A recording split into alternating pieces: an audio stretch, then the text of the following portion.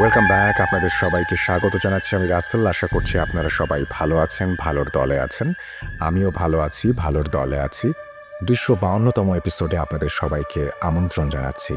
251তম episode নিয়ে আপনারা অনেক কথা বলেছেন, আপনাদের কাছে ভালো লেগেছে, আপনারা অনেক প্রশংসা করেছেন, সেজন্য ধন্যবাদ জানাই। বিশেষ করে তাদের যারা ঘটনা পাঠিয়ে আমাদের সমৃদ্ধ করেন সব সময়। আর আজকের এই এপিসোডটিও আপনারা প্রথম থেকে শেষ পর্যন্ত শুনবেন বলে আশা রাখি। শুরুতেই বলে রাখি, আমাদের আজকের এপিসোডে রয়েছেন, মানে প্রথম যে ঘটনাটি পড়ব সেই ঘটনাটি পাঠিয়েছেন সাবিত আলম। তো আমরা কথা না বাড়িয়ে সরাসরি ঘটনায় চলে যেতে চাই, কারণ এই সময়টা কথা বলা কেউই পছন্দ করেন না। শুধুমাত্র আমাদের ইমেল অ্যাড্রেসটা একটু উল্লেখ করতে চাই, russell.bhoot.com@gmail.com। পাঠিয়ে দিন আপনার ঘটনা। আমাদের ফেসবুকে এবং আমাদের ইউটিউবে সংযুক্ত থাকুন আমাদের সাথে। আমরা চলে যাচ্ছি আমাদের প্রথম ঘটনায়। যেভাবে লেখা আছে আমি সেভাবেই শুরু করছি। শুরুতেই সাবিত বলছেন, বিশেষ দ্রষ্টব্য, ঘটনাটিতে ব্যবহৃত নাম ঘটনার অথরের অনুরোধে গোপন রাখা হয়েছে। শ্রোতাদের শোনার সুবিধার জন্য ঘটনার কিছু চরিত্রের নাম ছদ্মনাম হিসেবে ব্যবহার করা হয়েছে। ইংরেজিতে একটা কথা আছে, some homes keep their tenants for ever, অর্থাৎ কিছু বাড়ি সর্বদাই তার ভাড়াটেকে আঁকড়ে রাখে। কথাটাকে শুধু প্রবাদ বলেই ভাবতাম আমি। বিজ্ঞান ও ধর্মের মাঝে যদি যে কোনো একটা বেছে নিতে বলি, কোনটা নেবেন? ঘটনা শোনার আগে যে কোনো একটি সাইড পিক করুন, এরপর শুনুন। যদি বিজ্ঞান চয়েস করে থাকেন তবে ঘটনাটি শুনতে একরকম লাগবে, আর যদি ধর্ম চুজ করে থাকেন তাহলে আর একরকম লাগবে। আমি জানি যে আপনাদের শোয়ের 90% শ্রোতা ধর্ম পিক করবে, কিন্তু আমি কি পিক করব? আসলে বিজ্ঞান এমন এক জাল যেখানে আমরা তাই বিলিভ করি যা আমরা চোখে দেখি বা যা থিওরিটিক্যালি পসিবল। আর ধর্ম হচ্ছে এমন এক জ্ঞান যা আমরা দেখি না, প্রমাণ খুঁজি না, কিন্তু বিলিভ করি। প্রায়ই এমন হয় যে আমাদের অজানা কিছুকে আমরা আল্লাহর সৃষ্টি বা আল্লাহর কুদরত বলে চালিয়ে দেই। আদতেও এটা কি মিথ্যা? জানি যখন শ্রোতারা এই কথাগুলো শুনবে তখন তারা আমার উপর চরম ঘৃণা নিয়েই শুনবে। দেখা যাক শেষ অবধি আমার প্রতি এই ঘৃণা আপনাদের শ্রোতাদের মনে থাকে কিনা। সে যাকে, আমি প্রফেসর কামরান আহমেদ। আমার ডিপার্টমেন্ট সাইকোলজি, এবং ধর্ম বিজ্ঞানের যুদ্ধে আমি বেছে নিয়েছিলাম বিজ্ঞান। আসসালামু আলাইকুম রাসেল ভাই ও প্রিয় শ্রোতা বন্ধুরা, কেমন আছেন আপনারা? আশা করি আল্লাহর রহমতে আপনারা সবাই খুব ভালো আছেন, সুস্থ আছেন। আমিও ভালো আছি আলহামদুলিল্লাহ। আমি আপনাদের সবার পছন্দের ভূত.com-এর মডারেটর এবং একনিষ্ঠ ভক্ত মোহাম্মদ সাবিত আলম। লিখছি ময়মনসিংহ বিভাগ থেকে। আজ আমি আপনাদের মাঝে আবারও হাজির হয়েছি একটি নতুন ঘটনা নিয়ে। ইন্ট্রো শুনে অবশ্যই এতক্ষণে বুঝে গেছেন যে আজকের ঘটনাটি আমার সাথে শেয়ার করেছেন সাইকোলজির একজন প্রফেসর কামরান আহমেদ, আমার বন্ধু আবরার, যার সুবাদে কামরান সাহেবের সাথে আমার পরিচয়। উনি আবরারের আপন মামা। আবরারের বাসায় যাতায়াতের সুবাদেই একদিন কামরান সাহেবের সাথে আমার দেখা। উনি খুবই স্থির প্রকৃতির মানুষ, খুব কম কথা বলেন। সেদিন আবরারের বাসায় আবরারের ল্যাপটপে আমরা ভূত.com শুনছিলাম। আবরার এপিসোড 103-এর অন্ধকারের সর্দার ঘটনাটির একনিষ্ঠ ভক্ত। ঘটনা শোনার সময় আবরারের মামা কামরান সাহেব রুমে এসে কিছুক্ষণ চুপ থেকে বললেন, ঘটনাটা বেশ চমকপ্রদ কিন্তু। আমি শুনেছি রাসেল ভাইয়ের ভয়েস আর এই ইমেল বেশ ডেডলি একটা কম্বিনেশন। আবরার বলে, মামা এই ঘটনা কে শেয়ার করেছে জানো? মামা চশমার ওপর দিয়ে আবরারের দিকে তাকালেন। আবরার আমাকে উদ্দেশ্য করে বলল, ও। মামা বললেন, এক্সেলেন্ট। এরপর উনি ল্যাপটপ বন্ধ করতে বললেন আমাদের। কিছুক্ষণ চুপ থেকে উনি বললেন, তোমাদের একটা ঘটনা শোনাই, কি বলো? আমরা দুজনে খুব আগ্রহ নিয়ে ওনার ঘটনা শোনার জন্য প্রস্তুতি নেই। এরপর উনি বিজ্ঞান ও ধর্মযুদ্ধের এক আজব গোলক ধাঁধার মতো ঘটনা আমাদের মাঝে উপস্থাপন করলেন। ঘটনাটি আমি প্রফেসর কামরানের ভাষাতেই আপনাদের মাঝে উপস্থাপন করার চেষ্টা করছি এবং আমার লেখায় অনিচ্ছাকৃত ভুল ত্রুটির জন্য ক্ষমা প্রার্থনা করছি। বলছেন প্রফেসর কামরান আহমেদ। 16 নভেম্বর 2018। বিকেলবেলা ঘরে বসে চা আর সিগারেট পান করতে করতে পত্রিকা পড়ছিলাম আমি। পত্রিকা পড়তে পড়তে কখন যে দুই চোখে তন্দ্রা লেগে গেছে বুঝতে পারিনি। আচমকা ফোনের আওয়াজে আমার ঘুম ভাঙল। আমার ছাত্র গোলাম সাফায়েতের নাম দেখাচ্ছে মোবাইলের ডিসপ্লেতে। নামের শুরুতে গোলাম। হ্যাঁ, নামের শুরুতে গোলাম আছে বলে ওকে আমরা সবাই গুল্লু বলে ডাকতাম। আমি ফোন ধরে গুল্লুর সালাম দেওয়ার শোনার অপেক্ষায় রইলাম, কিন্তু সে সালাম দিল না, বরং আমাকে প্রশ্ন করল আমি আজ সন্ধ্যায় ফ্রি আছি কিনা। আমি বললাম, হ্যাঁ গুল্লু, চলে আয় বাসায়। আমার কথা শেষ না হতেই গুল্লু ফোন কেটে দিল। আশ্চর্য, যে ছেলে দিনে 10 বার দেখা হলে 10 বারই সালাম দেয়, সে এভাবে ফোন করলো, সালামও দিল না, ফোন রেখে দিল। ঘটনা কি? ও তো নর্মালি এমন করে না। যাই হোক, ও আসলেই সব কিছুর উত্তর জানা হয়ে যাবে এই ভেবে আমি চেয়ারে হেলান দিয়ে আবার তন্দ্রাচ্ছন্ন হয়ে পড়লাম। আসরের আজানের 15 মিনিট পর আমার বাসার কলিং বেল বাজল। দরজা খুলে দেখি বিমর্ষ চেহারা নিয়ে কোমরের পেছনে 2 হাত বেঁধে দাঁড়িয়ে আছে গুল্লু। এবার হাত তুলে সালাম দিল গুল্লু। আমি ওকে ভেতরে নিয়ে এসে বসাই। ভার্সিটি আর পড়াশোনার কথা বলার শেষ পর্যায়ে গুল্লু আমাকে বলল, স্যার, একটা সমস্যায় পড়েছি, আপনার হেল্প চাই। আমি বললাম, শিওর, গো অ্যাহেড। আমার কথাটা শেষ হতেই বাইরে মাগরিবের আজান যেন বাতাসকে ধ্বনিভূত করল। আমি নাস্তিক না, আমার আস্তিকও না তেমন, তবুও সন্ধ্যার এই আজান আমার প্রিয়। গুল্লু আমাকে বলল, স্যার, মসজিদে যাবেন না? আমি বললাম, দৌড় মিয়া, আমাকে কি কখনো মসজিদে যেতে দেখেছ? আচ্ছা বলো, তোমার কি হেল্প দরকার? আমার কথা শুনে গুল্লুর চেহারায় যেন হতাশা আর বিমর্ষতার ছাপটা বেড়ে গেল। লম্বা একটা দীর্ঘশ্বাস ফেলে নিজেকে সামলে নিয়ে সে বলল, সে নামাজ পড়ে এসে আমাকে সব কিছু বলবে। 20 মিনিট পার হয়ে গেল। আমার মিসেস আমার আর গুল্লুর জন্য 2 কাপ কফি বানালেন। এর মধ্যেই কলিং বেল বেজে উঠল। গুল্লু সেই বিমর্ষ চাউনি নিয়ে আমার সামনে দিয়ে হনহন করে হাঁটতে হাঁটতে সোফায় গিয়ে বসে পড়ল। গুল্লুর হাতে কফির মগ দিয়ে আমি জিজ্ঞাসা করলাম, কি সাহায্যের জন্য এসেছো আমার কাছে? গুল্লু নিশ্চুপ। আমি ওকে বললাম, আরে মিয়া, এত দ্বিধা করছো কেন, বলো বলো। আমার কথা শুনে গুল্লু সরব হয়ে উঠল আর ওর সমস্যাগুলোর কথা আমাকে জানালো। গুল্লুর বলে সমস্যাগুলোর কথা আমি গুল্লুর ভাষাতেই উপস্থাপন করছি। স্যার, আমাদের জানার বাইরেও কি কিছু আছে? না মানে বিজ্ঞান জানে না এমন কিছু? হয়তো আছে, সে যাই হোক। আমি ইদানিং রাতের বেলা অনেক ভয় পাই স্যার, কেন সেটা জানি না। রাত হলে আমার ঘরটা কেমন যেন ঠান্ডা হয়ে যায়, কেমন যেন থমথমে নুপুরের আওয়াজ পাই, তবে শুধু আমিই পেতাম, আর কেউ না। আপনাকে বহুবার বলতে চেয়েও পারিনি, কি করব, সায়েন্সের স্টুডেন্ট, তার উপর সাইকোলজির। আপনাকে আমি কিভাবে বলতাম, বোকা বোকা লাগতো নিজেকে। স্যার, আমার ঘরে দিনের বেলাতেও কেউ আসে, আমি বুঝি, কিন্তু আমলে নেই না। স্বপ্নে গ্রাম দেখি, অনেক পুরাতন মাটির ঘর দেখি। কেন দেখি, কি দেখি আমি জানি না। এ পর্যন্ত যা হচ্ছিল তা আমাকে খুব বিচলিত করছিল না, কিন্তু আমি বিচলিত সেদিন থেকে হই যেদিন থেকে এই সমস্যার কারণ আমি উদ্ঘাটন করতে পারি। একদিন রাতে ভারী নুপুরের শব্দ শুনে আমি আজ এই শব্দের একটা হেস্তনেস্ত করবো ভেবে আওয়াজটাকে ফলো করি। ছাদ অবধি নিয়ে যায় আওয়াজটা আমাকে। হঠাৎ দেখি একটা মেয়ে মানুষ এলোমেলো চুলে ছাদের রেলিংয়ের ওপরে বসে আছে। মনে হচ্ছে সে লাফ দিতে চাচ্ছে। মুখের সামনে চুল এনে সে আমার দিকে ফিরল, হাতের ইশারায় আমাকে ডাকতো। ও হ্যাঁ স্যার, আমার হাতে কিন্তু মোবাইল ছিল, ফ্ল্যাশ লাইটটা অন করা ছিল। মেয়েটা আমাকে ডাকার পর আমি 1 পা 2 পা করে এগিয়ে যাচ্ছিলাম। হঠাৎ দেখি মেয়েটা ছাদ থেকে ঝাঁপ দিল। আমি দৌড়ে গিয়ে তার হাত ধরার চেষ্টা করলাম, কিন্তু তার হাতটা যেন একটা প্রতিবিম্ব। আমি আমি ছুঁতে পারছিলাম না, শুধু দেখতে পাচ্ছিলাম। নিচে পড়ার পর দেখলাম তার চেহারা থেকে চুল সরে গেছে। তার চেহারা দেখে আমি একেবারে হতভম্ব হয়ে গেলাম। স্যার, এ তো অন্য কেউ নয়, এ তো আমার বোন রাবেয়া।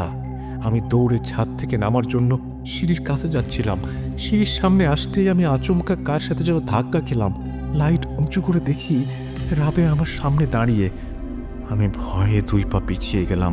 রাবেয়া আমাকে বলল, কি বাজান, ভয় পেয়েছ? আমি কি করব বলো? ওরা আমাকে ডাকে, আমাকে ঘুমোতেই দেয় না।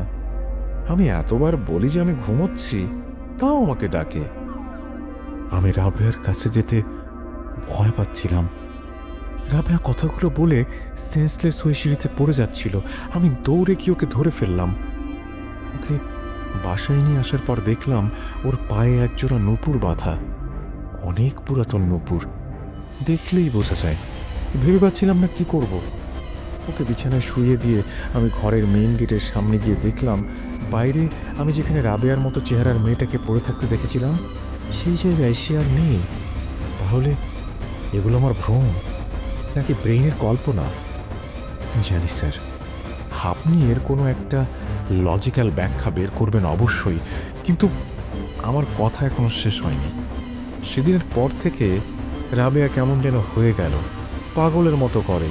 যে মিষ্টিও ঘৃণা করত, সেই মিষ্টি আব্বুকে দিয়ে বাজার থেকে আনিয়ে গোগ্রাসে খায়। জানি স্যার, এর ব্যাখ্যাও আপনার কাছে আছে, বলতে পারেন সাডেন ক্রেভিংস। কিন্তু না স্যার, রাবেয়া শাড়ি পরতে জানে না, মডার্ন মেকআপ করতে পারে না, কিন্তু সেদিনের পর থেকে সে শুধু লাল আর সাদা এই 2 কালারের শাড়ি পরে থাকতো। 50-60 বছর আগের গ্রামের মহিলাদের মতো চোখের নিচে কালি লাগিয়ে নাকে বড় বড় নথ পরত। ও যেভাবে শাড়ি পরে সেভাবে আম্মু পরতে পারে না। আগের দিনের মহিলাদের মতো করে শাড়ি পরে সে এখন। কার সাথে যেন দিনভর কথা বলে, হাসে, স্বপ্নেও হাসে, মাঝে মাঝে আম্মুকে আম্মাজান বলে ডাকে। কিন্তু কেন এমন করে জানি না। স্যার, এতক্ষণ যা বললাম সেটা লজিক হয়তো আপনি দিতে পারবেন, কিন্তু একটা টুইস্ট বলি। আমি যে আপনার বাসায় আজ আসবো সেটা আমার বাসার কেউ জানে না, কিন্তু রাবেয়া 2 ঘন্টা আগে আমাকে টেক্সট করে বলেছে, কামরান স্যারের বাসায় যাচ্ছিস আমাকে নিয়ে কথা বলতে? কামরান স্যার পারবে না। রাবেয়া দিন রাত ভয় পায় আর মাঝে মাঝে পাগলের মতো হাসে। আমি বুঝি না কেন। রাতে চিৎকার করে ওঠে, আবার অট্টহাসি দিয়ে ওঠে। ও হ্যাঁ, রাবেয়া ভয় পেলে বা হাসলে একই রকম আমি বকুল ফুলের গন্ধ পাই স্যার। এখন আমাদের কি করণীয় বলুন স্যার? আমি কামরান আহমেদ। গুল্লুর কথা শুনে আমি গুল্লুকে বলি যে সব কিছুর একটা বৈজ্ঞানিক ব্যাখ্যা থাকা অবশ্যই জরুরি, এবং এতক্ষণ সে যা বলেছে সেগুলোরও আছে। তবে সেই ব্যাখ্যা স্থাপনের জন্য আমাকে গুল্লুর বাসায় যেতে হবে। সেটা খুব জরুরি ছিল, কারণ রাবেয়ার সাথে দেখা না করা পর্যন্ত আমি ওর বিষয়ে ফার্দার আর কোনো কিছুই বলতে পারবো না। আমি গুল্লুকে আশ্বস্ত করে বলি যে আগামীকাল বিকাল 4টায় আমার ভার্সিটির কাজ শেষ করে গুল্লুর বাসায় যাব। আমার এই কথা শুনে গুল্লুর চেহারার কোনো পরিবর্তন হলো না, বরং গুল্লু আমাকে ফ্যাকাশে চেহারায় ভারী গলায় বলল, আসবেন স্যার? গুল্লু 10 থেকে 15 সেকেন্ড চুপ করে থেকে বলল, আচ্ছা আসেন স্যার আগামীকাল, দেখে যান রাবেয়াকে। গুল্লু চলে গেলে আমি আমার বারান্দার চেয়ারে বসে ভাবছিলাম, গুল্লুর কগনিটিভ ডিসোনেন্স কেন হলো? এই টার্মের মানে ডিসিশন নিতে অস্বস্তি। একই কাজে 2 রকমের থট, নেগেটিভ এবং পজিটিভ। এরপর আমার ইনফ্লুয়েন্সে জোর করেই মনে হয় আচ্ছা বলল গুল্লু। আমি রাবেয়ার বিষয়ে ভাবছিলাম, কিছু পয়েন্ট নোট করলাম আগামীকাল যাবার আগে, যেগুলো ছিল: 1, গুল্লু যেদিন ছাদে রাবেয়ার মতো মেয়েটিকে দেখল সেদিন রাতেই সিঁড়িতে গুল্লুকে রাবেয়া বলেছিল, বাজান ভয় পেয়েছ? আমি কি করব বলো, ওরা আমাকে ডাকে, আমাকে ঘুমোতেই দেয় না। কিন্তু রাবেয়া গুল্লুকে বাজান বলবে কেন? আর রাবেয়াও যথেষ্ট মডার্ন। রাবেয়ার এই সমস্যাটাকে সাইকোলজির ভাষায় রোল রিভার্সাল বা রোল ডিসফাংশন বলা হয়, অর্থাৎ সম্পর্কের বিপরীতে যুদ্ধ করে অন্য সম্পর্ক স্থাপন করা। 2, কখনো মিষ্টি না খাওয়া মেয়ে মিষ্টি আনাচ্ছে এবং গোগ্রাসে খাচ্ছে, এর মানে ওর রিয়াকশন ফরমেশন হচ্ছে যেখানে নিজের অজান্তে একজন ব্যক্তি তার স্বাভাবিক কাজের বিপরীত কাজ করে। 3, অনেক ইম্পর্টেন্ট, 50-60 বছর আগের মহিলা মানুষের মতো শাড়ি পরা আর সাজগোজ করা, অর্থাৎ আইডেন্টিটি ট্রান্সফরমেশন। এই রোগের কোনো নির্দিষ্ট নাম নেই, তবে একে রিগ্রেশন বলা যেতে পারে, যেখানে এক ব্যক্তি তার সময়ের অনেক আগের ট্র্যাডিশন ফলো করে। 4, গুল্লু এখানে আসবে তার রাবেয়া জানে না, তাও কীভাবে বলল? অর্থাৎ এক্সট্রা সেন্সরি পারসেপশন অনেক স্ট্রং, না জেনেই কোনো বিষয়ে জ্ঞান লাভ করা, যেটাকে আমরা বলে থাকি। রাবেয়ার কথাগুলো ভাবতে ভাবতে আমার ঘুম চলে আসে। আমার স্ত্রী আমাকে ডিনারের জন্য ডাক দিলেও আমি সেখানে আর উঠিনি। পরদিন বিকেল 3:50 আমি প্রফেসর কামরান আহমেদ গিয়ে পৌঁছাই গুল্লুদের বাসায়। গুল্লু বাসায় নেই, জোহরের নামাজের পর নাকি আর আসেনি। গুল্লুর মা দরজা খুলে দিয়ে আমাকে ড্রয়িং রুমের সোফায় বসালেন।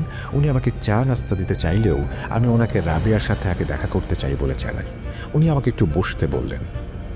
বিকেল 4:10 গুল্লুকে দেখলাম বাইরে থেকে ফিরছে। আমাকে দেখে সালাম দিয়ে আমার কাছে এসে বসলো। সে আমাকে কিছু বলতে যাবে, এমন সময় গুল্লুর মা রাবেয়াকে নিয়ে হাজির। আমি বললাম, আমি রাবেয়ার সাথে তার রুমে কথা বলতে চাই, কারণ তার রুমের কাঠামো আর জিনিসপত্র দেখা আমার জন্য জরুরি। আমার কথা শুনে গুল্লুর মা রাবেয়াকে নিয়ে চলে গেলেন রাবেয়ার রুমে। আমি ওনাদের অনুসরণ করলাম। গুল্লু এলো আমাদের সাথে। রাবেয়া সাদা রঙের শাড়ি পরে আছে, পায়ে আলতা দেয়া, চোখে কাজল দেয়া, কিন্তু আগেকার দিনের বিবাহিত মহিলাদের মতো দেখতে। পায়ের ওপর পা তুলে রাজকীয়ভাবে বিছানায় বসল সে। তার টেবিলে পানের বাক্স থেকে একটা পান চিবোতে লাগলো রাবেয়া। এত ছোট মেয়ে পান খায়? ভালো ভালো ভালো ভালো, খুব ভালো। যাই হোক, আমি আমার কেসে কনসেন্ট্রেশন দিলাম। রাবেয়ার সাথে আমার অনেক কথা হলো। আমি সাইকোলজি দিয়ে ওর কথাগুলো বোঝার চেষ্টা করছিলাম। আমি রাবেয়াকে জিজ্ঞেস করলাম, কি কেমন আছে? রাবেয়া উত্তর দিল, ভালো। কিন্তু এই ভালো উত্তরটা এমন ছিল যেন সে আশা করেনি এই প্রশ্ন আমি তাকে করব। আমি রাবেয়ার পায়ের নুপুর দেখে ওকে জিজ্ঞাসা করলাম, এত সুন্দর নুপুর কোথায় পেয়েছ? রাবেয়া প্রচণ্ড উৎসাহ নিয়ে উত্তর দিল, এই নুপুর আমার না, এটা ওরা আমাকে দিয়েছে। ওরা বলে এই নুপুর নাকি আমার জন্যই তৈরি। আমি রাবেয়াকে জিজ্ঞেস করি, ওরা বলতে সে কাকে বোঝাচ্ছে? সে উত্তর দিল, ওরা নাকি তারই সাথে থাকে। ওরা কথা বলতে চাইলে নাকি রাবেয়া মানা করতে পারে না। এবার আমি রাবেয়াকে জিজ্ঞেস করি, এত সুন্দর শাড়ি সে কোথায় পেল, আর হঠাৎ কেনই বা পরল? সে উত্তর দিল, আমি তো আগে থেকেই শাড়ি পরি। আপনি কি জানেন না, এটা আমাদের বংশের ঐতিহ্য। তার চেহারায় আমি আমার প্রশ্নের উপর বিরক্তি লক্ষ্য করলাম এবং জিজ্ঞেস করলাম সে মাঝে মধ্যে ভয় পায় কিনা। রাবেয়া জানায় সে ভয় পায় না, তবে তারা নাকি ওকে ঘুমোতে দেয় না। তারা বলে রাবেয়াকে নাকি অনেক কাজ করতে হবে, যদি সে না করে তবে নাকি তারা রাগ করবে। আমি এবার জিজ্ঞেস করি রাবেয়া তাদের দেখতে পায় কিনা। রাবেয়া জানায়, আপনারা তাদের দেখতে পান না, কিন্তু আমি পাই, তারা সবসময় আমার সাথেই থাকে। এবার আমি শেষ প্রশ্নটি করলাম যে ওদের ঠিক কবে থেকে দেখতে পায় আর কবে থেকে এই সমস্যা সে ফেস করছে। রাবেয়া আমাকে জানায়, দাদির মৃত্যুর আগে থেকেই। তবে দাদি সবসময় বলেন আমি নাকি সব কিছু দেখি। দাদি হয়তো জানতেন আমি দেখতে পাবো। আমি কৌতূহল নিয়ে জিজ্ঞেস করলাম যে কি দেখতে পাবে? রাবেয়া একটু হেসে নিচু স্বরে বলল, আমি যা দেখতে পারবো না। রাবেয়ার সাথে কথা বলে আমি চেয়ার থেকে ওঠার আগেই রাবেয়া ধীরে ধীরে মাথা ঘুরিয়ে আমার দিকে তাকালো। ওর চোখ দুটোই কেমন গভীর অন্ধকার বিরাজমান। সে ফিসফিসিয়ে বলল, সব কিছু এখানে শেষ হয় না স্যার। দাদিও এখানে নেই, কিন্তু তিনি আছেন, সব সময় আছেন। আমি রাবেয়াকে আর কিছু বলিনি। সেদিনের মতো গুল্লুদের বাসা থেকে বিদায় নেই। ওনারা আমাকে বারবার জিজ্ঞেস করেছিলেন রাবেয়ার সমস্যা আমি বুঝেছি কিনা। আমি ওনাদের জানাই যে আমার কিছুদিন সময় লাগবে জানাতে। রাতে বাসায় ফিরে বিখ্যাত সাইকোলজির বই psychology themes and variations, writer Wayne Weiten পড়ছিলাম। বইটি রেখে রাবেয়ার কথাগুলো নিয়ে ভাবতে বসলাম। কি হতে পারে? রাবেয়ার কথা ও কথা বলার সময়ে মুভমেন্ট অ্যানালাইজ করলে আমি যা পেলাম তার ব্যাখ্যাটা কিছুটা এরকম: আইডেন্টিটি ট্রান্সফরমেশন, পরিচয়ের রূপান্তর। রাবেয়া হঠাৎ করে পুরনো দিনের পোশাক এবং আচরণ গ্রহণ করেছে। এটা সাইকোলজিতে রিগ্রেশন নামে পরিচিত, যেখানে একজন ব্যক্তি মানসিক চাপে নিজের পরিচয় বদলে এমন একটি পরিচয়ে ফিরে যায় যা তার বাস্তব অবস্থার সাথে মিল নেই। এটি তার মানসিক প্রতিরক্ষার উপায় হতে পারে। হ্যালুসিনেশন, ভ্রম। রাবেয়া বলছে যে সে কাউকে দেখতে পায় এবং তাদের কথা শুনতে পায়। এটি ভিজুয়াল ও অডিটরি হ্যালুসিনেশনের উদাহরণ, যা সিজোফ্রেনিয়া বা সাইকোসিসের মতো সাধারণ লক্ষণ হতে পারে। ডিলিউশনস, মিথ্যা আশ্বাস। রাবেয়া মনে করে যে নূপুর তাকে অন্য কেউ দিয়েছে এবং এটি তার জীবনের অংশ। এটি একটি ডিলিউশন বা ভুল ধারণার উদাহরণ, যা বাস্তবতার সাথে সামঞ্জস্যপূর্ণ নয়। প্যারানয়েড আইডিয়েশন, প্যারানয়েড চিন্তা। সে বারবার বলছে যে কিছু বা কেউ তাকে ডেকে নেয় এবং ঘুমোতে দেয় না। এটি প্যারানয়েড চিন্তার লক্ষণ হতে পারে, যে ব্যক্তির মনে হয় যে তার বিরুদ্ধে ষড়যন্ত্র চলছে। কগনিটিভ ডিসোন্যান্সেস। গুল্লু এবং রাবেয়া উভয়ের মধ্যেই এক ধরনের কগনিটিভ ডিসোনেন্স দেখা যায়, অর্থাৎ চিন্তার অসামঞ্জস্যতা। রাবেয়ার ক্ষেত্রে সে তার নিজের স্বাভাবিক আচরণের সঙ্গে নতুন আচরণের দ্বন্দ্বে রয়েছে। Post traumatic stress disorder, PTSD. রাবেয়ার আচরণ এবং ভয় পাওয়ার প্যাটার্নগুলো তার মানসিক আঘাত অর্থাৎ ট্রমা থেকে উদ্ভূত হতে পারে। বিশেষ করে দাদির মৃত্যু দেখার পর থেকে তার জীবনে এই পরিবর্তন আসা শুরু করেছে। Obsessive compulsive behaviour, OCD. রাবেয়ার লাল এবং সাদা শাড়ি বেছে নেওয়া, নূপুর পরা এবং অতীতের ঐতিহ্যের প্রতি অবসেসিভ আচরণ হতে পারে তার ওসিডির লক্ষণ। হিপনোসিস লাইক স্টেট, সম্মোহনের মতো অবস্থা। রাবেয়া নিজের নিয়ন্ত্রণ হারিয়ে অন্য কারো নির্দেশ মেনে চলছে বলে মনে হচ্ছে। এটিকে হিপনোটিক স্টেট বা ডিসোসিয়েশন বলা যেতে পারে। এছাড়াও তাকে দেখলাম বৃদ্ধা ব্যক্তিদের মতো পান খেতে এবং আগেকার দিনের মহিলাদের মতো পায়ের ওপরে পা তুলে বসতে। আমার মাথায় বারবার তার বলা রাবেয়ার দাদির কথাটা ঘুরছিল। তাই ওর দাদি আর সবকিছু জানতে আমার গুল্লুকে নিয়ে রাবেয়ার গ্রামে যাওয়া দরকার বলে মনে হলো। আমি গুল্লুকে পরের দিন ফোন করে জিজ্ঞাসা করি তার দাদি সম্পর্কে এবং তার দাদির সাথে রাবেয়ার কেমন সম্পর্ক ছিল সেই সম্পর্কে আমার জানা দরকার। গুল্লু আমাকে সন্তোষজনক কোনো তথ্য দিতে পারেনি। আমি গুল্লুকে জানালাম যে আমি তাকে নিয়ে তাদের গ্রামের বাড়িতে যেতে চাই 2 দিন পর। গুল্লু রাজি হলো এবং ফোন কেটে দিল। 2 দিন পার হলো, আমরা চললাম গুল্লু ও রাবেয়ার গ্রামের বাড়িতে। চন্দনপুর গ্রাম। লঞ্চে করে পৌঁছলাম আমরা। গুল্লু আমাকে রাস্তা দেখিয়ে নিয়ে গেল পৈতৃক ভিটাতে। 3 জন বুড়ো বুড়ি আর 2 দম্পতি এবং 2 জন পুরুষ 2 জন মহিলা। বাচ্চা কাচ্চা 5-6 জনের মতো হবে, খেয়াল নেই আমার। গুল্লু পরিচয় করিয়ে দিলেন বৃদ্ধ দম্পতির সাথে।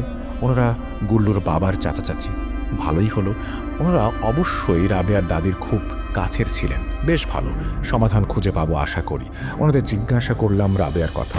ওনাদের কথা হলো, সেই কবে সাওয়াল মায়াডারে দেখছি, দাদি মরণের পরে আর আহে নাই, না জানি কিরাম দেখবার লাগছে। কথাগুলোয় কেমন যেন অস্থিরতা। রাবেয়াকে বহুদিন দেখিনি, এই কথাটায় একটা আকাঙ্ক্ষা। ও দাদির মৃত্যুর কথাটা কেমন যেন ক্ষোভের মতো শোনালো। কিন্তু কেন? আমি জিজ্ঞাসা করলাম বুড়ো মহিলাকে, রাবেয়ার দাদি কেমন ছিলেন বুবু? উনি আমার দিকে তাকিয়ে মেঝেতে থুতু দিয়ে তাচ্ছিল্য করলেন। আমি বিষয়টা বুঝতে পারিনি, তবে এতটুকু বুঝেছিলাম যে রাবেয়ার দাদির বিরুদ্ধে ওনার মনে বেশ ভালোই ক্ষোভ জীবিত রয়েছে এখনো।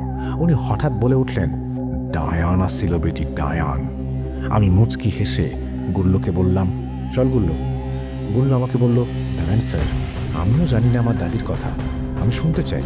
আমি গুল্লুকে বললাম, সে একজন সাইকোলজির ছাত্র হয়ে এসব ননসেন্স কেন শুনবে? গুল্লু নাছোড়বান্দা, সে শুনবেই। শুরু করলো গুল্লুর বাবার চাচি। আমার নাম তারামন, আমি এই গ্রামের বড় বউ। গুল্লুর দাতা গোলাম আতাউল আমার দেবর। 2 ভাই ওনারা। আমার স্বামীর নাম গোলাম মফিজুর আর গুল্লুর দাদি, ওনার নাম আমেনাবি। আমার বিয়ের 6 মাস পরে আতাউল ভাইজান আমেনাবিকে বিয়ে করে আনেন। তখন গোলাম পরিবারের অবস্থা মোটেও ভালো ছিল না। চাষাবাদ করে আমাদের দিন আনি দিন খাই অবস্থা। কিন্তু আমেনাবি যেন সাক্ষাৎ লক্ষ্মী হিসেবে পা রাখলেন আমাদের এই গোলাম পরিবারে। বিয়ের 2 মাসের ভেতর পরিবারের অবস্থার উন্নতি শুরু হলো। আতাউল ভাইজান মনে হয় কুবেরের খাজানা পেয়ে গিয়েছিল। কোত্থেকে এত টাকা পেলেন আল্লাহ মালুম। জমির পর জমি কিনতে লাগলেন উনি। তবে আমেনাবির কাহিনী এখনও আমার মনে এক অজানা আতঙ্কের মতো। বিয়ের পর থেকে আমেনাবিকে সবার থেকে আলাদা লাগতো আমাদের। আমরা ভেবেছিলাম সে অন্য গ্রামের মেয়ে বলেই হয়তো একটু অন্যরকম, একটু আলাদা। সে বেশি কথা বলতো না, আর তার চোখে এমন কিছু ছিল যা দেখে আমার খুব ভয় করত। মনে হতো কেউ যেন তার চোখ দিয়ে আমাদের দিকে তাকাচ্ছে। একদিন দুপুরে আমি তাকে ঘরের ভেতর থেকে কথা বলতে শুনি। আমি ভেবেছিলাম সে হয়তো নিজের সঙ্গে কথা বলছে, কিন্তু তার কণ্ঠস্বর কেমন যেন অন্যরকম লাগছিল। কাছে গিয়ে জিজ্ঞাসা করলাম সে কার সাথে কথা বলছে। সে একবার আমার দিকে তাকালো, তারপর মুখকে এসে বলল, তুমি জানো না আমি কাকে ডাকি? সে আসে, কথা বলে। তোমাদের মতো মানুষ তাকে ভয় পায়, কারণ সে মিথ্যা বলে না। আমি সেদিন আর কথা বাড়াইনি, কিন্তু এরপর থেকে ওর আচরণ আস্তে আস্তে অদ্ভুত হতে লাগলো। এক রাতে আমি ঘুম থেকে হঠাৎ কিছু একটা শব্দ পেয়ে জেগে উঠি। দেখি আমিনা হেঁটে নিজের ঘরের দিকে যাচ্ছে। আমি ভয় পেয়ে আস্তে আস্তে তার ঘরের কাছে গেলাম। দরজা খোলাই ছিল। ভেতরে উঁকি দিতেই আমি সব কথা শুনলাম। সব কথা শুনে আমি শিউরে উঠেছিলাম। আমিনা কারোর সাথে কথা বলছিল, তবে তার ঘরে কেউ ছিল না, কারণ আতাউল ভাইজান তো জমি কেনার কাজে পাশের গ্রামে গেছেন। আমিনাবির কণ্ঠস্বর নরম ছিল, আরেকটা কণ্ঠ ছিল গভীর আর ভয়ঙ্কর। আমি স্পষ্ট শুনেছিলাম, অন্যরকম গভীর আর বাতাসের ফিসফিস শব্দে কেউ বলছে, তুমি আমারে ডেকেছ কেন? আমিনা নিজের গলায় বলছে তার শক্তি চাই, এই ব্যক্তির মতো সত্যের শক্তি, যা দিয়ে সে নাকি নিজের পথ নিজেই তৈরি করতে পারবে। এরপর সে ভয়ানক কণ্ঠ আমিনাবিকে বলে, আমিনাবি কি জানে কি না যে এই পথ কেমন? মুক্তি মানে নাকি সব হারানো। আমিনাবি প্রস্তুত কিনা তা জিজ্ঞেস করা হয় তাকে। আমিনাবি আবার নিজের গলায় বলে সে নাকি মিথ্যার রাস্তায় বাঁচতে চায় না, সে জানায় সে কষ্ট হলেও প্রস্তুত। তারপর সে আরেকটা কথা বলেছিল যা আজও আমার মনে আছে। কথাটা এমন যা শুনে আমার শরীর ঠান্ডা হয়ে গিয়েছিল। সেই ফিসফিস আওয়াজ বলেছিল, আমিনাবির ভুল, ভালোবাসা আর ভয় সব নাকি হারিয়ে যাবে, সে নাকি আর মানুষ থাকবে না। এরপর আমি শুনলাম আমিনাবি বলল, আমি প্রস্তুত। তারপর আমি আর দাঁড়িয়ে থাকতে পারিনি, দৌড়ে আমার ঘরে চলে আসি। সেই রাত আমার ঘুম হয়নি। পরের দিন সকালে আমিনাবিকে বললাম সে যা করেছে সেটা যেন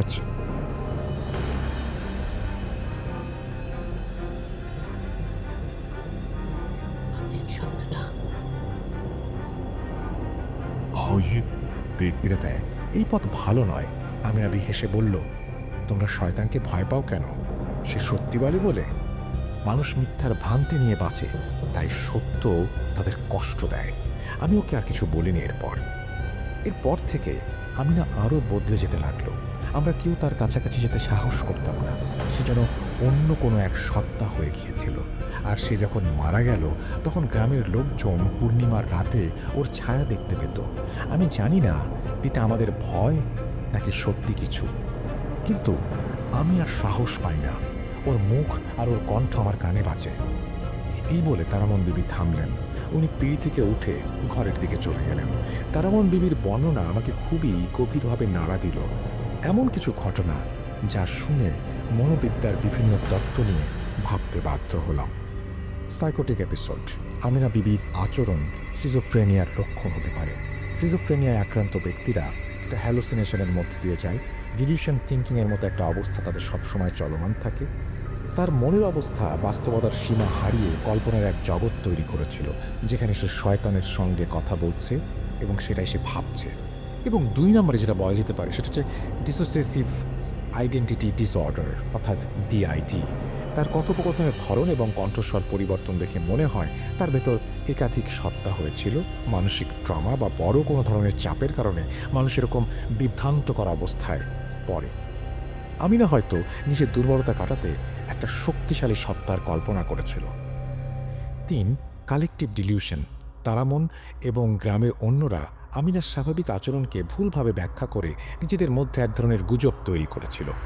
মানুষের মন যখন কোনো ঘটনা ব্যাখ্যা করতে পারে না, তখন সেটাকে অলৌকিক বা অতি প্রাকৃত বলে মনে করে। 4. অতি প্রাকৃত সংযোগ।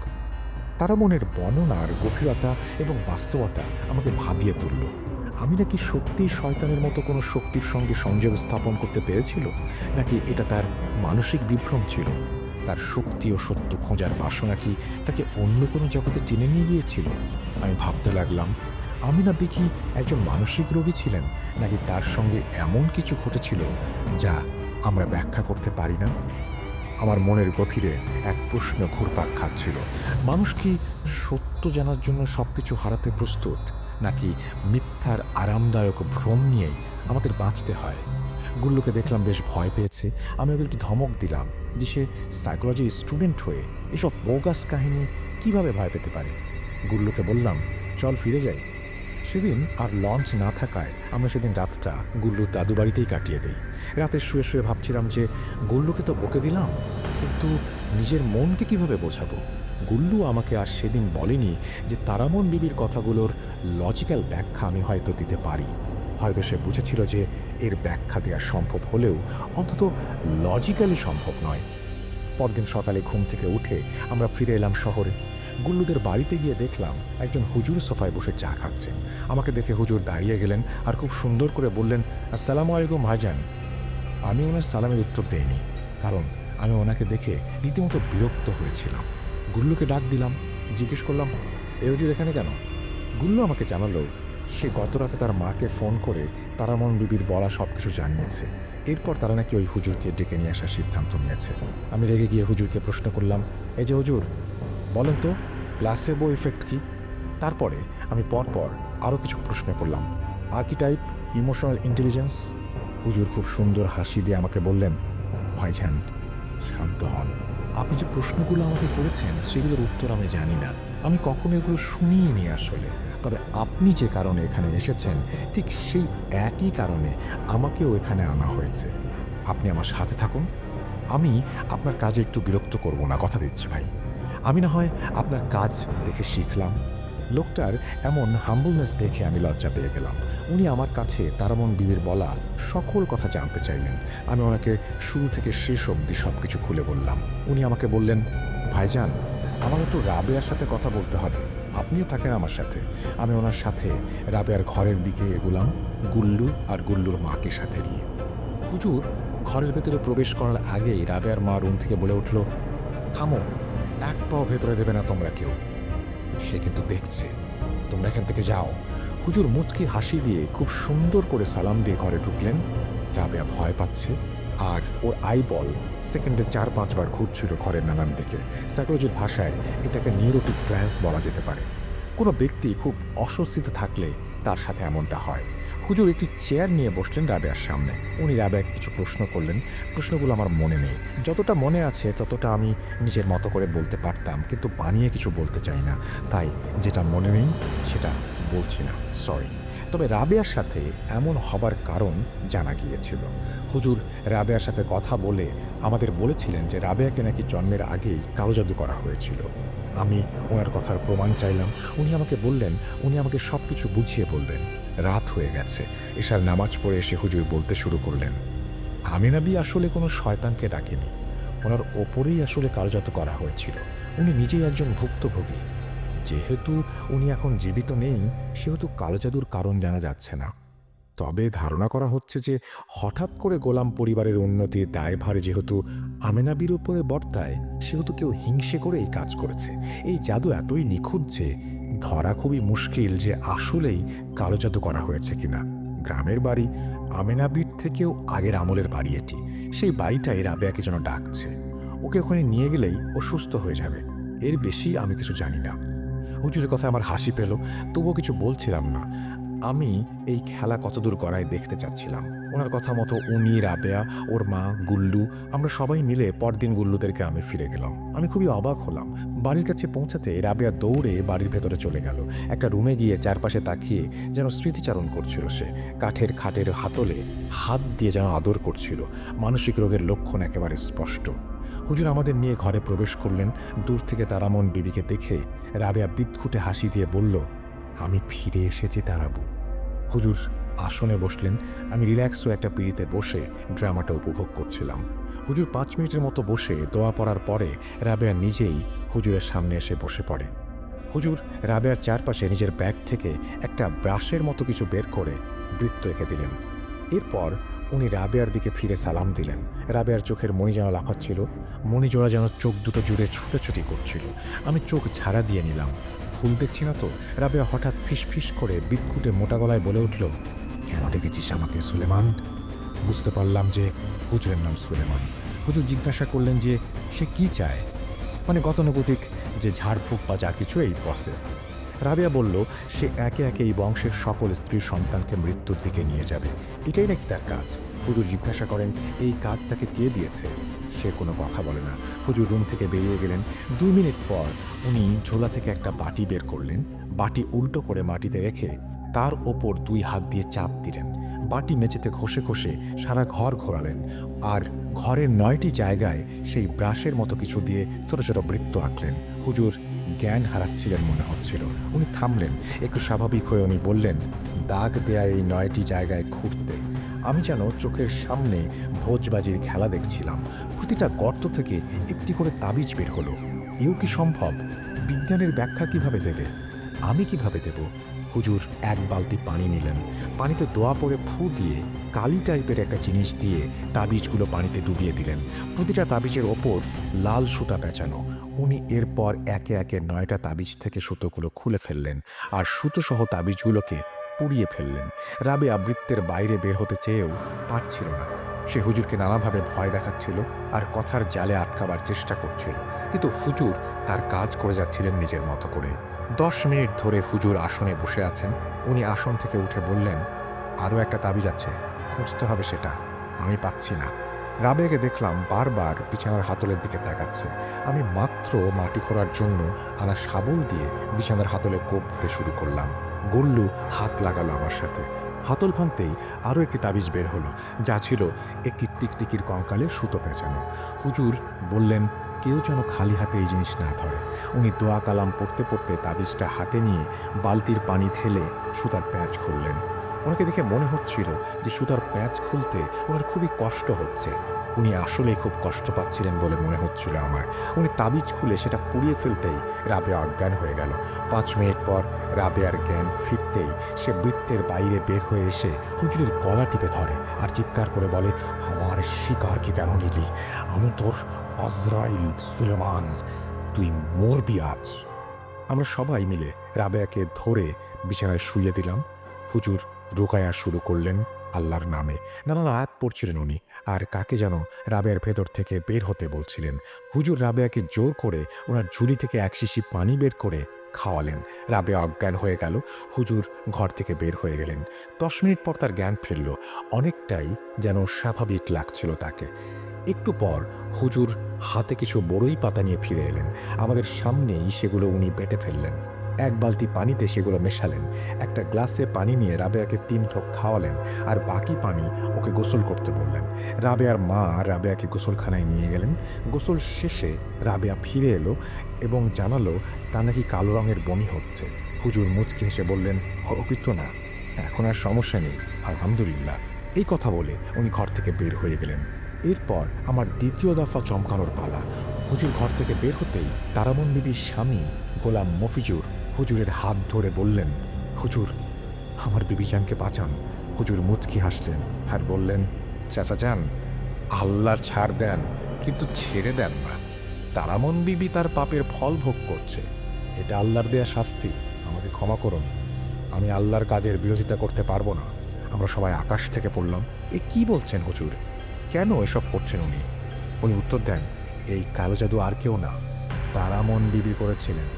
এতদিন উনি এইসব ঘটনা ঘটিয়ে এসেছেন শুধুমাত্র হিংসার বশবর্তী হয়ে। হিংসে তাকে অন্ধ করে দিয়েছিল। শয়তানকে সে ওয়াদা করেছিল আমেনাবি ও তার বংশের সকল স্ত্রী সন্তানদের জান। যেই কথা উনি রক্ষা করতে পারলেন না। উনি শয়তানকে ভোগ দিতে পারেননি, কারণ কালো জাদু আমি কাটিয়ে দিয়েছি আর তাবিজগুলো খুঁজে বের করে নষ্ট করে ফেলেছি। তাই শয়তান ক্রোধের বশবর্তী হয়ে তারামন বিবির ওপর প্রতিশোধ নিতে চাচ্ছে। আমাকে ক্ষমা করবেন, আমি ওনাকে বাঁচাতে পারব না। এই বলে হুজুর রাস্তা দিয়ে হাঁটা ধরলেন। উঠোন থেকে বের হবার আগে আমি দেখলাম তারামন বিবি বিছানায় শুয়ে আছেন। ফিস ফিস করে বিক্ষুটে গলায় কি যেন বলছেন, আর ঘরের চারপাশে তার চোখ বুলাচ্ছেন। ক্রোধের স্বরে কাউকে দোষারোপ করছেন উনি। ওনার মুখ দিয়ে গ্যাঁজা বের হচ্ছে। হয়তো উনি নিজের কর্মফল ভোগ করছেন। আমরা গ্রামে আর রইলাম না। সেদিনই কোনোভাবে সড়ক পথে গ্রাম থেকে চলে এলাম। এরপর আর তারামন বিবির খোঁজ নেওয়া হয়নি। 5 দিনের মাঝে রাবেয়া পুরোপুরি স্বাভাবিক হয়ে গেল। ধর্ম আর বিজ্ঞানের এই গোলক ধাঁধায় বাধা পড়লাম আমি। কি বিলিভ করব? লজিক নাকি চোখের সামনে ঘটে যাওয়া ঘটনা? সাইকোলজির ভাষায় রুকাইয়া কি? হয়তো হিউম্যান ব্রেইনকে এটা ভাবতে ফোর্স করবে যে অসুস্থ ছিল এবং ধর্মজ্ঞানের মাধ্যমে তাকে সুস্থ করা হয়েছে। সে যাই হোক, আমার কাছে কোনো লজিক নেই। সুলেমান হুজুরের সাথে চোখ মিলিয়ে আর কথা বলতে পারিনি এরপর। উনিও বলেননি। শহরে ফেরার পর সেই চিরচেনা সুন্দর হাসি দিয়ে আমাকে সালাম দিয়ে উনি বললেন, যাই ভাইজান, ভালো থাকবেন, আর পারলে নামাজ কায়েম করবেন আর আল্লাহর পথে চলবেন। মনে রাখবেন, বান্দা যতই পাপ করুক আর অবিশ্বাসী হোক না কেন, সে যদি নিজের ভুল বুঝতে পারে তবে আল্লাহ তাকে ক্ষমা করে দেন ইনশাআল্লাহ। ভালো থাকবেন। উনি হয়তো বুঝতে পেরেছিলেন যে আমি মনে মনে অনুতপ্ত। আমাকে ক্ষমা করো আল্লাহ, আমি তোমার ওপর ঈমান আনতে পারিনি এতদিন। সেদিনের পর থেকে আমি এক ওয়াক্ত নামাজও আর ছাড়িনি, কোরআন পড়াও শিখেছি, রোজা ও নফল ইবাদতে যুক্ত হয়েছি। এশার আজান হচ্ছে, রেডি হব, তোরা এবার ল্যাপটপে যা ইচ্ছা কর। এই বলে প্রফেসর কামরান ওনার ঘটনা শেষ করেন। আমরা তখন ল্যাপটপের কাজ বন্ধ করে ওনার সাথে নামাজে যাবার প্রস্তুতি নেই। প্রিয় লিসেনার্স, আমি সাবিত আপনাদের কিছু কথা বলতে চাই। আমার বন্ধু আবরার ও তার মামা প্রফেসর কামরান আহমেদ জুলাই 2023-এ মর্মান্তিক মোটরসাইকেল দুর্ঘটনায় মৃত্যুবরণ করেন। ওনাদের আত্মার মাগফিরাত কামনা করি। কষ্ট করে সময় নিয়ে ঘটনাটি পড়ার জন্য রাসেল ভাইকে ধন্যবাদ জানাচ্ছি। আপনাদের মূল্যবান সময় ব্যয় করে ঘটনাটি শোনার জন্য আপনাদের প্রতি আমার মন থেকে কৃতজ্ঞতা। ঘটনাটি ভালো লেগে থাকলে অবশ্যই আমাদের জানাবেন। আবারও ফিরে আসতে চাই নতুন কোনো সপ্তাহে নতুন কোনো ঘটনা নিয়ে। ভালো থাকুন, সুস্থ থাকুন। এই বলে তিনি তার ঘটনা শেষ করেছেন। আশা করছি এই ঘটনাটি আপনাদেরও ভালো লেগেছে। যদি ভালো লাগে অবশ্যই আমাদের জানাবেন, যদি ভালো না লাগে সেটাও আমাদেরকে জানাবেন। আমরা চলে যাব আমাদের পরবর্তী ঘটনায়।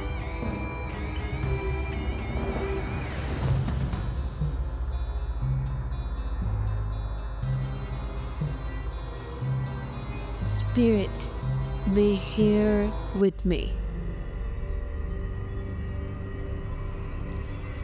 কি কে তুমি? Book.com. The fear returns. What does that?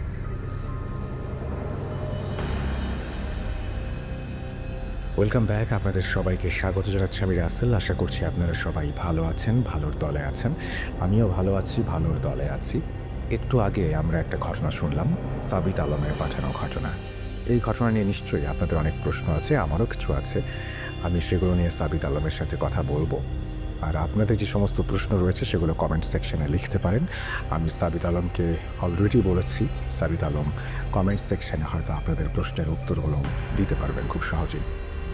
আমাদের যে মিলিয়ন সেলিব্রেশন আপনারা জানেন এবং সামনে বার্থডে, সেই উপলক্ষে আমরা কিন্তু সারা বাংলাদেশ ঘুরে বেড়াচ্ছি এবং সারা বাংলাদেশে আমরা বেশ কিছু আয়োজন করেছি আপনাদের জন্য।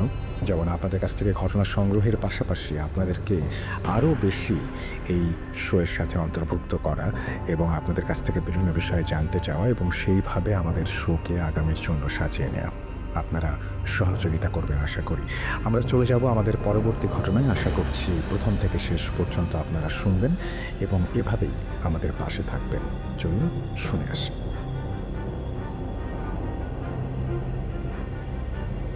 আসসালামু আলাইকুম রাসেল ভাই, আশা করি আপনি ভালো আছেন। আমি হচ্ছে তাসনিম, এবার এইচএসসি এক্সাম দিয়েছি। রাসেল ভাইয়া, আজকে আমি যে আপনার সাথে স্টোরিটা শেয়ার করব সেটা হচ্ছে আমার আব্বুর সাথে ঘটে যাওয়া একটা সত্য ঘটনা। অ্যান্ড এটা হচ্ছে একটা পুকুর কেন্দ্রিক ঘটনা। তো দেরি না করে ঘটনায় ডিরেক্টলি চলে যাব এবং ঘটনায় যাওয়ার আগে একটু বলে নিই যে যদি আমার গলার ভয়েসে কারো প্রবলেম হয়ে থাকে তার জন্য ক্ষমা চাচ্ছি, এবং যদি আশেপাশে হালকা একটু নয়েজ হয়ে থাকে তার জন্য ক্ষমা চাচ্ছি। তো ঘটনাটা ঘটে যায় বরিশালে, এবং আমাদের গ্রামের বাড়ি বরিশাল। অ্যান্ড এটা হচ্ছে আব্বুর ছোটোবেলার ঘটনা। এই আব্বুর ছোটোবেলাতে আব্বুর ফ্যামিলি ছিল জয়েন্ট ফ্যামিলি। আব্বুর চাচারা অ্যান্ড তার কাজিনরা সবাই একসাথেই থাকতো। এবং যে পুকুরটার কথা বলছি সেটা কিন্তু স্টিল আমাদের গ্রামের সবথেকে বড় পুকুর এখন পর্যন্ত। অ্যান্ড এই পুকুরটাকেই হচ্ছে তারা গোসল করার জায়গা বা অন্যান্য গ্রামের মানুষজন ব্যবহার করে থাকতেন। অ্যান্ড তখনকার সময় তো এত গোসলখানা ছিল না বা এত ওয়াশরুম বাথরুম ছিল না, তো ওই গোসল করার জন্য তারা এই পুকুরটাই ব্যবহার করতো পুরুষরা।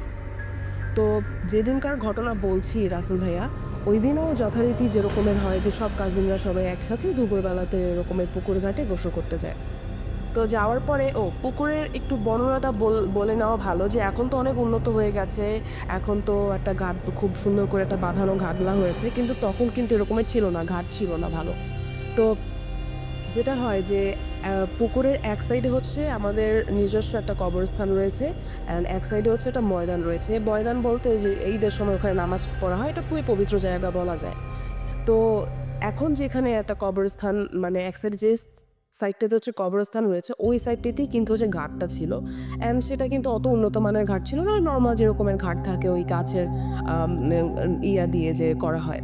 তো তো যেদিনের ঘটনা সেদিনও সবাই যায় গোসল করতে। যাওয়ার পরে যেটা হয় যে আব্বুর এক কাজিন আমার কাকা হয়, তো উনি বলে কি আব্বুকে যে চল তো এক সাইডে পুকুরের এক সাইডে ওই যে কলা গাছ কাটা ছিল, তো কলা গাছ কিন্তু আমরা জানি যে পানিতে ভেসে থাকে।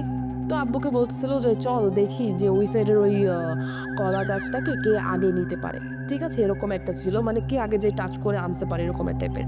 তো আব্বু বলে হ্যাঁ চল। আরেকটা বলি যে রাসেল ভাই আমার বাবা প্রচুর দুরন্ত ছিল অ্যান্ড অনেক সাহসী একজন মানুষ স্টিল আছে আলহামদুলিল্লাহ। তো তো বলে কি যে চল ঠিক আছে যাই, কে রেসে আগে যেতে। তো যেটা করে যে আমার ওই কাকার আসলে দুষ্ট বুদ্ধি ছিল, সে চিন্তা করে কি যে মানে অর্ধেক পথ নিয়ে সে পিছু পিছু মানে লুকিয়ে চলে আসবে, ঠিক আছে। তো এরকমটাই করে সে যখন পুকুরটার একদম মাঝ বরাবর যায় না, তখন সে কি করে পিছনে চলে আসে, মানে গাটলার দিকে চলে আসে, ওই কলা গাছের দিকে না গিয়ে। কিন্তু আব্বু তো সেটা বুঝিনি। আব্বু তো যখন ডুব দিয়ে সাঁতার কাটছিল, তো যখন উঠে দেখে যে তার ভাই নেই, আর সে রীতিমতো ওই ঘাটে বসে বসে হাসছে, মানে সে খুবই মানে বোকা বানিয়েছে এরকম টাইপের একটা হাসি দিচ্ছিল। তো তখনই না ওই পানি মানে পুকুরটা তো অনেক বড় রাসেল ভাইয়া, তো আব্বু ভয় পেয়ে যায়, মানে একটু মনের মধ্যে একটু কেমন ভয় ভয় লেগে ওঠে, জানলাই পানির মধ্যে আমি একা। যাই হোক, তো তারপরও সে কিন্তু ওই কলা গাছটাকে নেয়, কিন্তু কলা গাছটা নিয়ে সে আর পানি থেকে আসে না, পানির ভিতর থেকে সাঁতার কেটে যায় না, সে পাড় থেকে উঠে ওই গাদলায় যায়। গাদলায় গিয়ে সে ওই সাবান টাবান মেখে পানিতে মানে ডুব দিয়ে গোসল করতে নামে, যেটা করতে আসলে বেসিক্যালি আসছিল পাহাড় পুকুর পাড়ে। তো আমি মানে এটা বলতে গেলেও আমার ভয় লাগে এখনো। তো যেটা হয় যে আব্বু যখন পানিতে ডুবটা দেয়, তখন না সে ফিল করে যে তার পাটা না কে যেন পানির নিচ থেকে টানছে, ঠিক আছে, পানির নিচ থেকে টানছে। তো এটা খুবই স্বাভাবিক যে তার ভাইরা যেহেতু সাথে ছিল, সে আব্বু ভেবেছে যে তার ভাইরাই মনে হয় পানির নিচ থেকে টানছে পাটা। তো আব্বু বলতেছিল যে এই পাছাড় নর্মালি বলতেছিল যে মানে রাগে বাজে পাছাড়। কিন্তু সে দেখলো যে ওই আব্বু খেয়াল করলো, মানে ফিল করতে পারলো যে না পাটা না ছাড়ছে না, মানে খুবই আস্তে আস্তে, খুবই জোরে টান দিচ্ছে না যদিও, কিন্তু খুবই আস্তে আস্তে না পানির দিকে নিচের দিকে নিয়ে যাচ্ছে। তো একটা পর্যায়ে তো সে অনেকক্ষণ এরকমের পাছাড় বলতেছে, আর ওই যে কলা গাছের যে জিনিসটা আব্বু নিয়ে আসছিল ওইটা না, মানে ওটা তো আসলে ধরলেই পানির মধ্যে ডুবে যায়, মানে ওটা তো আসলে প্রোটেকশন পাওয়ার মতো কোনো জিনিস না। তো ওই যে ঘাটে যে খুঁটিগুলো ছিল না, ওই খুঁটিগুলো ধরে বলতেছে যে পাছাড়। তো সাডেনলি আব্বু শোনে যে আব্বু যাকে ভাবছিল যে তার পাটা টেনে ধরে রাখছে, তো ওই ভাইটাকে তার চাচা বকা দিচ্ছে, এবং সেটা পানির মানে ঘাটে মানে ওই সাইডে কোনো বাগানে কাজ করতেছে, তখন কি যেন ভুল করছে, তার জন্য তার চাচা ওই ভাইটাকে বকা দিচ্ছে। অ্যান্ড তখন আব্বু রিয়েলাইজ করে ও মাই গড, আমার ভাই তো ওদিকে, সে তো পানির ভিতরে না। অ্যান্ড তার এবং আশ্চর্য ব্যাপার হচ্ছে রাতে যে আব্বুর যত কাজিনরা ছিল সবাই কিন্তু ওই ঘাটেই বসা, সবাই সবার মতো সাবান টাবান দিচ্ছে অ্যান্ড কথাবার্তা বলছে। অ্যান্ড আব্বু যে ওখানে বসে ছটফট করতেছে, তারা আবার ভাবতেছে কি আব্বু মনে হয় ফাইজলামি করতেছে, ঠিক আছে।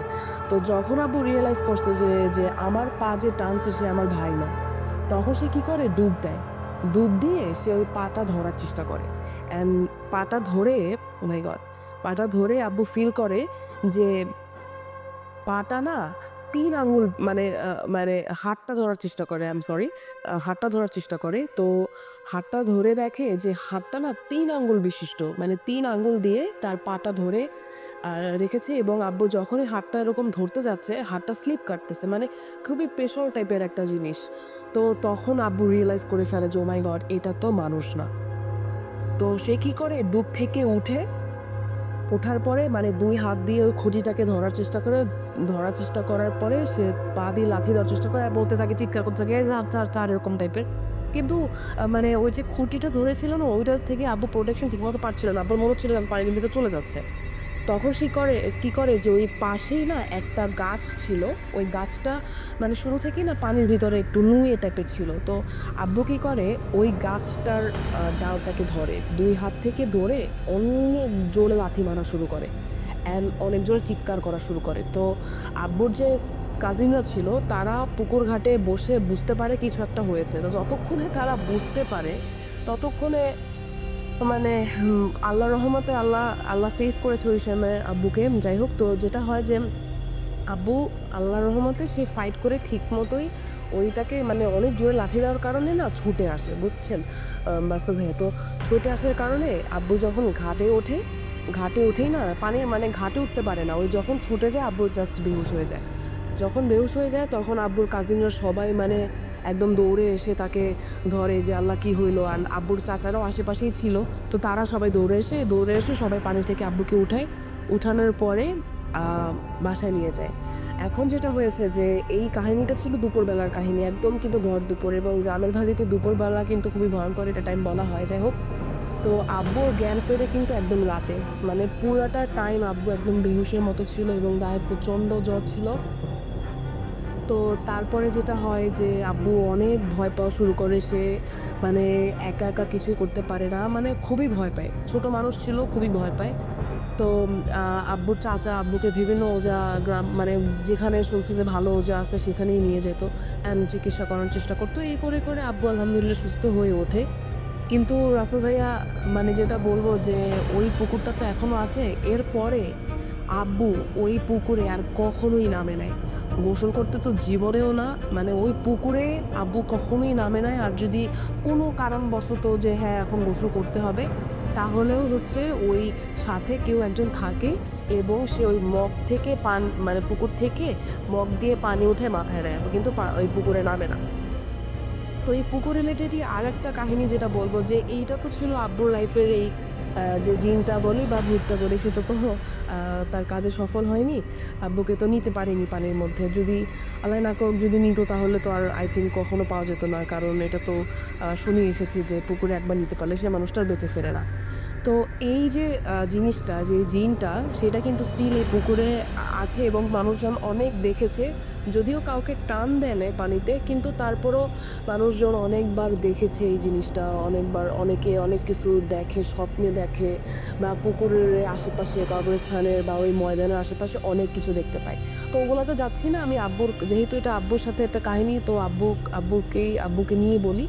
তো একদম রিসেন্ট দুইটা কাহিনী আমি বলবো। একটা হচ্ছে যে আব্বু হচ্ছে গ্রামে যায়। যেদিনকার কাহিনী, আব্বুর একটু স্মোকিং করার সমস্যা আছে, তো সে স্মোক করতে করতে ওই ফোনে কথা বলতে বলতে আর স্মোক করতে করতে সে ওই পুকুরের ঘাটে যায়। এখন যেটা বলবো, মানে যেটা যে এখন কিন্তু খুব সুন্দর করে ঘাটটা বাঁধানো আছে, কিন্তু তো ওই বাঁধানো ঘাটে যায়। তো সে আসলে খেয়াল করে নাই যে মানে রাতটা কত হয়ে গেছে বা সামথিং। তো আনুমানিক ওইটা রাত 1টার মতো ছিল। তো সে কথা বলতে বলতেই ওই পুকুর ঘাটে যায়। তো যাওয়ার পরে কেমন জানি একটা গমগমে আবহাওয়া, এরকম একটা আব্বু বললো যে খুবই গমগমে আবহাওয়া ছিল। তারপরে সে অত কেয়ার করে সিগারেট খাচ্ছিল। তো সাডেনলি আব্বু খেয়াল করলো যে আমার মানে ঘাটে বসার জন্য একটা জায়গা আছে, ওই জায়গাটাতে না একটা বড় সড়ো একটা কালো কুকুর জিব্বা বার করে বসে আছে। তো মানে প্রথমে জিনিসটা অস্বাভাবিক লাগেনি আব্বুর কাছে, কারণ কি রাসেল ভাই, আমরা হচ্ছে আব্বু গ্রামের বাড়িতে কুকুর পালে। তো আব্বু ভেবেছে কি যে আব্বুর কুকুর হইতে পারে, কুকুরগুলো আব্বু যেখানেই রাতে যায়, সেটা যত রাত্রই হোক না কেন। তো কিন্তু পরক্ষণেই আব্বুর খেয়াল আসে যে আমার তো কোনো কালো কুকুর নেই, কারণ আব্বুর যতগুলো কুকুর আছে সবগুলো হচ্ছে একটু মাটি কালারের বা অরেঞ্জিশ যে কালারগুলো হয় কুকুরের, সাদা টাইপের, কিন্তু কালো কুকুর আব্বুর একটাও নেই। তো বলে যে এত বড় কুকুর এইখানে কি করে? এবং যেটা হচ্ছে যে কুকুরটা না অনেক বড় জিহ্বা বের করে, মানে জিহ্বাটা মানে সর্বোচ্চ মনে হয় বের করেছে, এরকম বের করে মানে বসে জোরে জোরে শ্বাস নিচ্ছে আর কেমন একটা শব্দ করতেছে। তো যখনই না আব্বু রিয়েলাইজ করে যে এই কুকুর তো আমার না, তো সে বুঝতে পারে যে হ্যাঁ আমি তো পুকুর ঘাটে। তো সে না আল্লাহর মানে সূরা পড়তে পড়তে সে বাসার দিকে চলে আসে। আর রাসেল ভাইয়া বাসার দিকে এসে সে না ওই পুকুরের ওই যেখানে কুকুরটাকে বসা দেখেছে ওইখানে না লাইট মারার পর রাসেল ভাইয়া আব্বু দেখে যে কোনো কুকুর তো নাই, ওখানে কিচ্ছু নাই। অ্যান্ড বাসায় আসার পর দেখে যে আব্বুর যে কুকুরগুলা পালে সেই কুকুরগুলা বাসায় ঘুমায়, মানে আমাদের বিল্ডিংয়ের চারপাশেই ঘুমিয়ে আছে। তো তখন আব্বু মানে একটু ভয় পেয়ে যায় অ্যান্ড বুঝতে পারে যে না, আব্বুর এই টাইমে বাইরে যাওয়া ঠিক হয় না, অ্যান্ড পুকুর ঘাটে তো একদমই না। তারপরে সে বাসায় চলে আসে, যদিও সে মানে অত কোনো সমস্যা হয়নি, কিন্তু এটা ছিল ওই দিনকারের কাহিনী। আর একদিনও হচ্ছে এরকমের রাতের বেলা, তখন আই থিঙ্ক 12টা, মেবি 12টা বাজে এরকম একটা আনুমানিক সময়ে আব্বু বলেছিল। তো সে ওই এই একই স্মোক করতে করতে সে করে কি, এবার আর পুকুর ঘাটে যায় না, সে যায় হচ্ছে ওই ময়দানে যে রোডটা রয়েছে ওই ময়দানের দিকে রোডটাতে যায়। তো কথা বলতে বলতে সে খেয়ালই করেনি যে সে একদম ময়দানের রোডে চলে আসছে। আসার পরে সে না হঠাৎ করে ফিল করলো কি যে কোনো একটা জন্তু যদি অনেক রাগ করে গৌড়ায় না, ওই রকমের একটা শব্দ। তো শব্দ পাওয়ার পরে আব্বু হচ্ছে একটু খেয়াল করে যে ও আমি কোথায়, অ্যান্ড দেন দেখে যে সে একদম পাশেই, ময়দানের পাশেই কিন্তু একদম পুকুরটা। অ্যান্ড তখন আব্বু ফিল করে যে আমার এখানে আসা উচিত হয়নি। তো সে না হাঁটা শুরু করে, তো ঠিক আছে আমি বাসার দিকে চলে যাই, এখানে আসা ঠিক হয়নি। কিন্তু যখন সে আসা শুরু করে না, ওই গৌড়ানোর শব্দটা আরও বেশি পাচ্ছিল। অ্যান্ড সে না ফিল করতেছিল যে তার কানটা না অনেক ভারী হয়ে আসছে, কানটা অনেক ভারী হয়ে আসতেছে। তো সে জোরে হাঁটা শুরু করে, অ্যান্ড যখনই একটু পাস হয়, একটু